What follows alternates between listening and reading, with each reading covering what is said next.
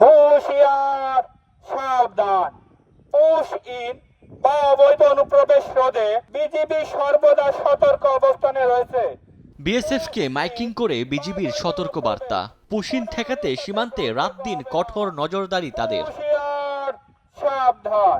কয়েকদিনের টানা উত্তেজনার পর বৃহস্পতিবার অনেকটা স্বাভাবিক ছিল সীমান্ত পরিস্থিতি। ভারতীয়দের বাংলাদেশে ঠেলে পাঠানোর কোনো ঘটনা ঘটেনি। সীমান্তে বিজিবির পাশাপাশি অবস্থান নিয়েছেন স্থানীয়রাও।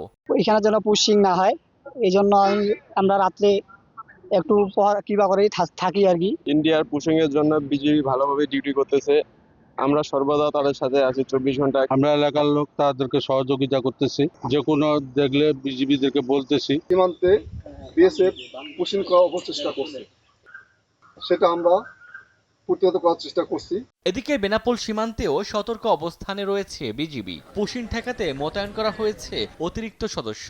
তার কাটা ভিতর থেকে গেট খুলে দিয়েছিল, তারপর বিজিবি অথবা পাবলিক থেকে আর থেকে এটা রুখে দিয়েছিল। রুখে দেওয়ার পরে তারা ওইটা ব্যাগ নিয়ে গেছে। এদিকে জামালপুরে বুধবার একজনকে পুশিনের ঘটনায় বিজিবি ও বিএসএফ এর বাগবিতণ্ডার পর যষ্টিচন্দ্র বর্মন নামে ওই ব্যক্তিকে বকশীগঞ্জ থানায় হস্তান্তর করে বিজিবি।